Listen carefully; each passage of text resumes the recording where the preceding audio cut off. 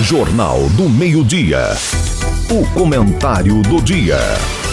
Olá, seja bem-vindo ao podcast do Jornal do Meio-Dia. Eu sou Antônio Luiz. Hoje ouviremos o comentário de José Abrão, que participa todas as segundas-feiras. Muita gente pergunta: se a reforma tributária, a reforma fiscal, a reforma administrativa são reformas tão importantes, por que é que durante 30 anos elas são discutidas e nunca são adotadas?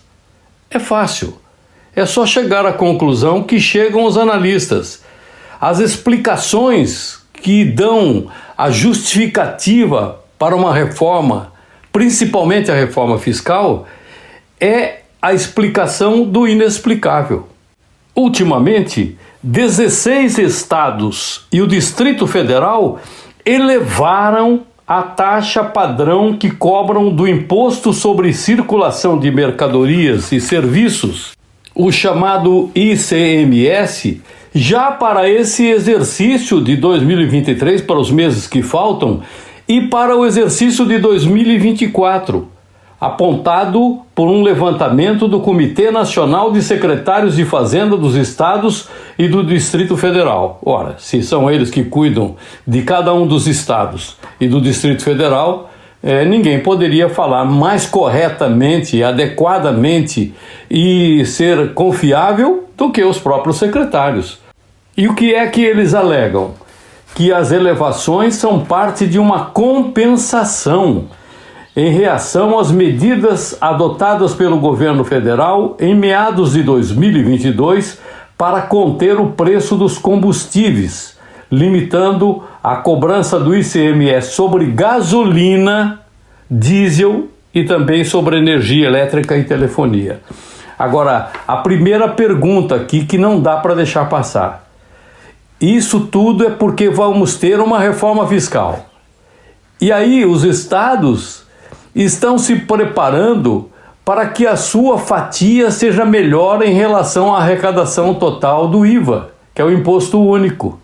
E qual foi a justificativa apresentada pelos secretários de Fazenda dos estados? Eles dizem o seguinte: esse aumento da alíquota ocorre também de olho na reforma tributária, como uma forma de aumentar a base de cálculo da divisão de recursos entre estados na transição entre o sistema de tributos atuais e o novo. Isso se a proposta da emenda à Constituição tiver uma aprovação finalizada no Congresso. Quer dizer o seguinte: por conta do que pode vir a acontecer e que já não aconteceu nas discussões de durante 30 anos, estão fazendo o aumento do imposto. E ficam explicando. Mas isso, como eu disse, não é explicável.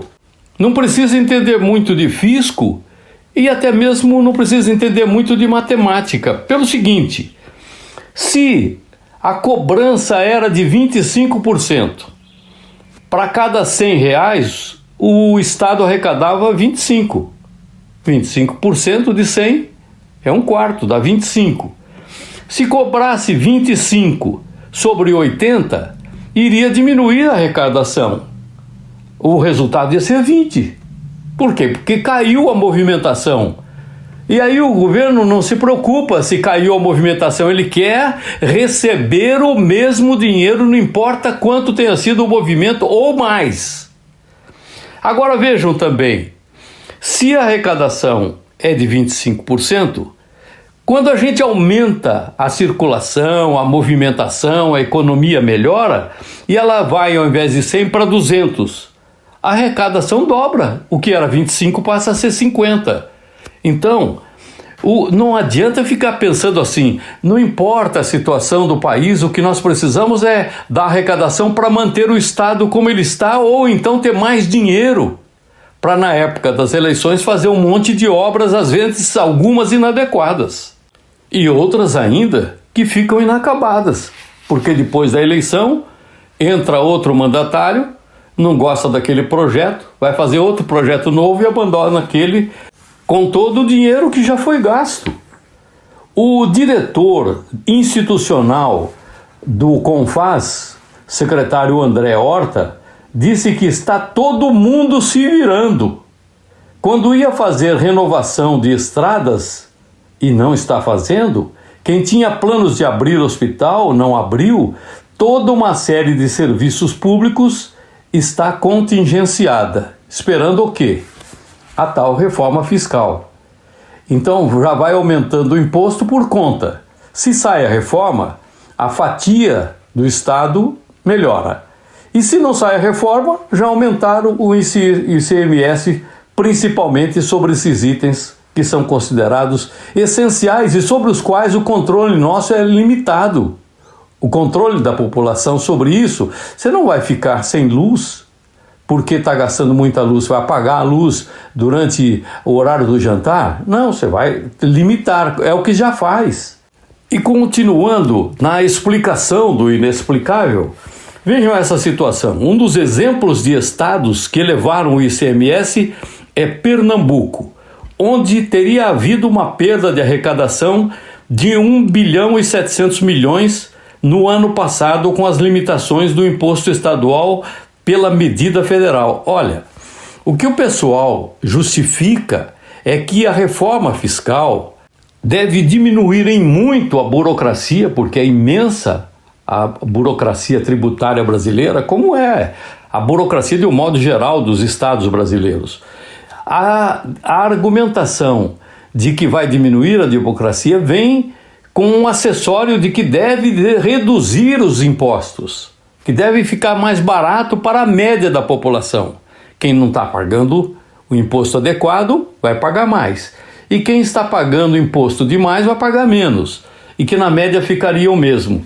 Mas no caso de Pernambuco, que é o exemplo dado, a queda da receita foi por causa de um momento em que nós estávamos vivendo um custo do combustível muito alto. Não é só para o automóvel, para a motocicleta, é para as atividades profissionais, para os veículos que têm que conduzir, as produções que saem de um estado vão para outro, vão para os portos para exportação. Então o que querem é nivelar o ICMS no topo, para todo mundo igual, quando deveria ser reduzir aqueles que estão acima para o nível dos que estão abaixo, que são em média 17. Dos 27 estados brasileiros, 26 mais o Distrito Federal, ao invés de subir o dos 17, deveria descer dos 10, que estão acima. Isso seria começar realmente uma gestão sobre o tributo que trouxesse um benefício para a população. O Ceará também é outro emblemático.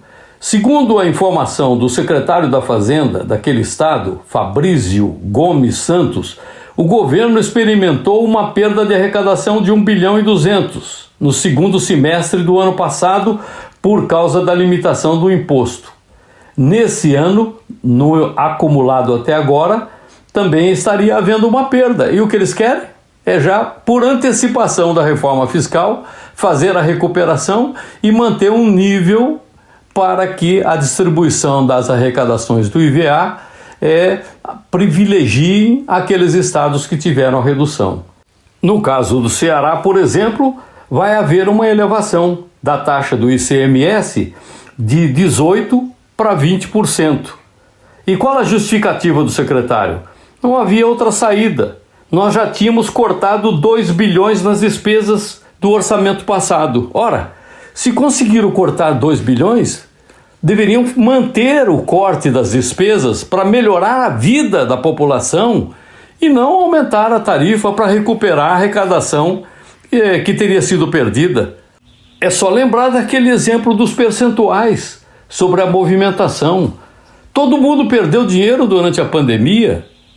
Os negócios tiveram uma redução, às vezes, drásticas de até encerramento de atividades. Agora, a movimentação volta a crescer, a arrecadação aumenta.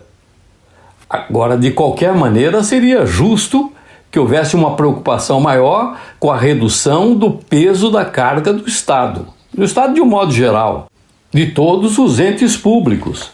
E a justificativa apresentada, então, diz que vão ser reformuladas as formas de arrecadação e os estados, então, vão procurar se proteger. Então, cada um se protegendo, daqui a pouco, ao invés de haver uma desburocratização e uma redução dos tributos, o que vai haver? Vai complicar mais e a arrecadação vai aumentar. E aí vão gastar mais dinheiro e quem paga a conta é sempre o cidadão. Só para lembrar, a reforma prevê a unificação de 5 impostos do chamado IVA. O imposto estadual ICMS, o imposto municipal ISS serão reunidos no imposto de bens e serviços IBS. E 3 tributos federais vão formar a nova contribuição de bens e serviços chamada de CBS. Segundo o especializado em tributação Giancarlo Chiappinotto, o movimento de elevação de percentuais de ICMS pelos estados é um exemplo de como algumas medidas que visam a determinado efeito, na teoria, acabam produzindo resultados diferentes na prática.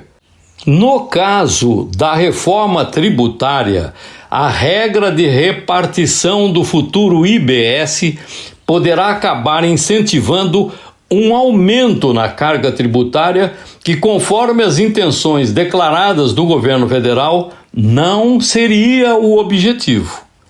E completa: na teoria parece fácil, mas quando vamos colocar na prática é que a gente acaba vendo o efeito diverso. Por isso mesmo, a justa recomendação de que, ao invés de aumentar os impostos daqueles que cobravam ICMS mais barato, será que não seria mais justo e adequado que os outros 10 estados diminuíssem os seus percentuais para cobrar menos dos cidadãos que lá vivem, trabalham e produzem? É isso aí. Vamos ficar atentos, porque depois a gente só vai poder pagar a conta.